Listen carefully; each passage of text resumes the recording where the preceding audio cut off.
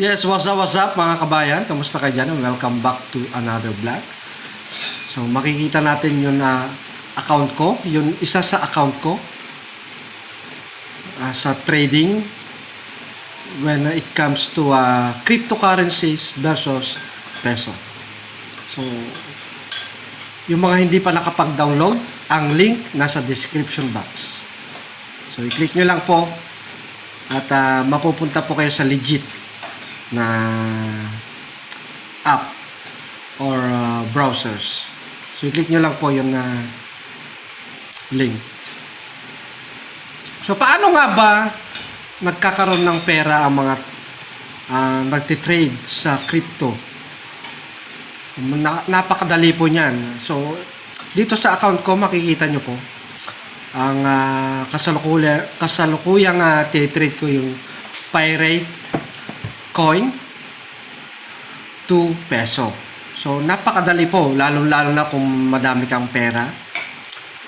So, magpuhunan ka siguro at least kung madami kang pera, at least 100,000, buhay na buhay ka sa isang buwan. Kasi kung tutusin sa bank yun, yung 100,000 mo per annum ang interest nun. Nasa 2.5% lang yata ang interest sa bangko per annum, per year sa 100,000 mo. So, magkano lang po yun? Dito, within a month, yung i-interestin mo sa bangko is within a month, makukuha mo na yung interest dito sa crypto. Pero,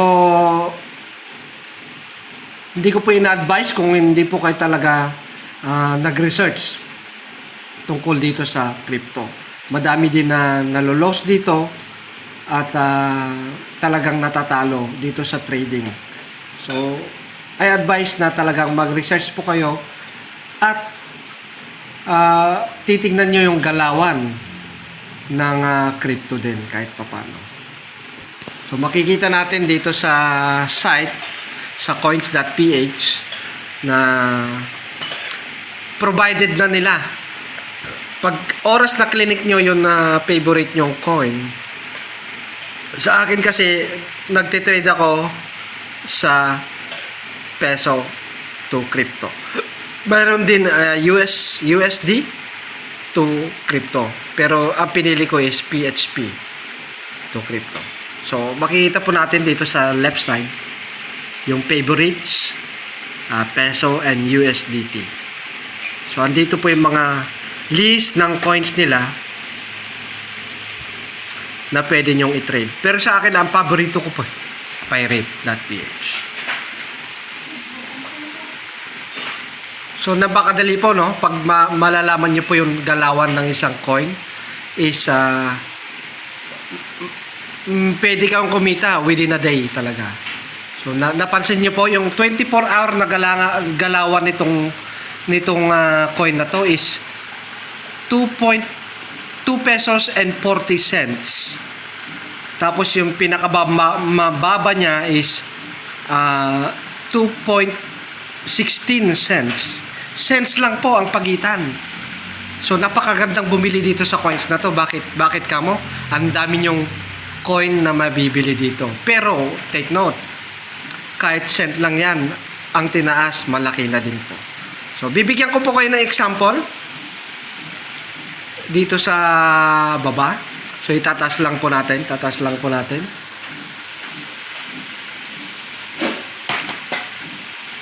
So let's say na nakabili tayo ng coins sa price ng 2.15 cents. So ilalagay po natin 2.15 ang buying natin. Kunwari lang po this is an example. So at least at nagpuhunan tayo ng, for example, 100,000.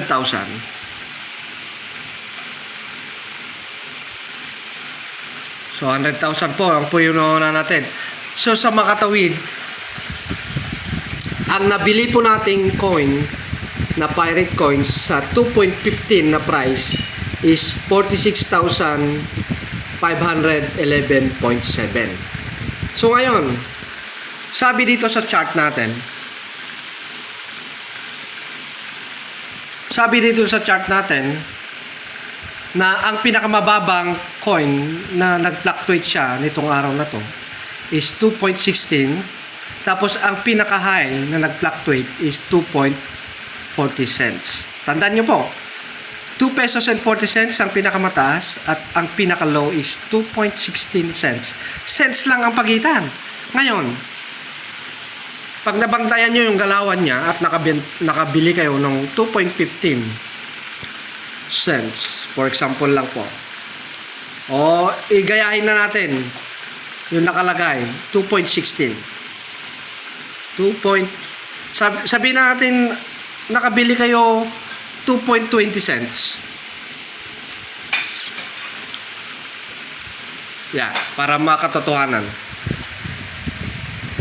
Tapos palitan natin yung puhunan niya. Magalaw po wala tayong tagahawak. Yan. So nagpuhunan tayo ng 100,000. Tapos nakabili tayo ng price na 2.20 sa Pirate Coin. At nagkaroon po tayo ng stocks na 45,454.6 Pirate Coin. So for example, ito po yung actual na account natin po. Actual na account ko po ito. So just in case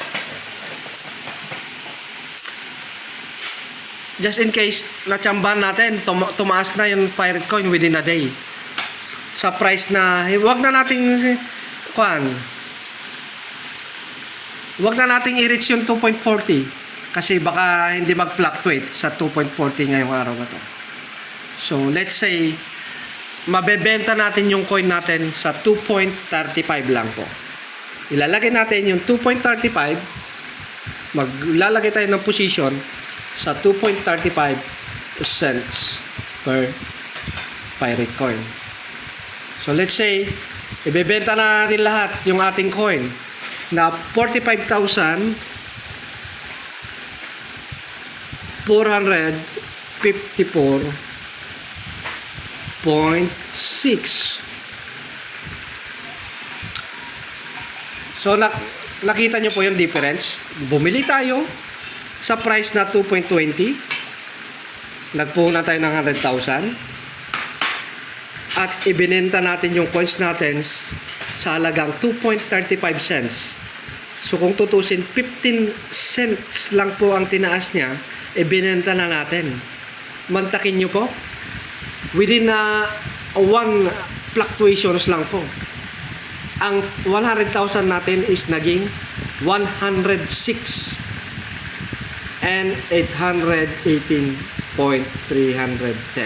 So, ibig sabihin, kumita na po tayo ng 6,000 pesos within a day. Pwede po yan mangyari. Basta nababantayan nyo po yung inyong account. So, kaya yung kadalasan po na nagtitrade talaga is doon na talaga sila sa bahay na work from home. Lalo na yung talagang madaming pera. Naku, paldong-paldo po sila araw-araw. Nakita nyo live na live po yung nangyayari ngayon. Dito sa right side ng ating screen is ito yung mga green. Ito yung mga willing bumili sa price na ganito. Ito naman yung mga willing magbenta sa price na to. Kapag aralan nyo pong mabuti at tiyak na magkakaroon kayo ng at least extra income or pangkabuhayan na within pang araw-araw na. So God bless at mabuhay po kayong lahat. Don't forget to considering subscribe to my YouTube channel. God bless.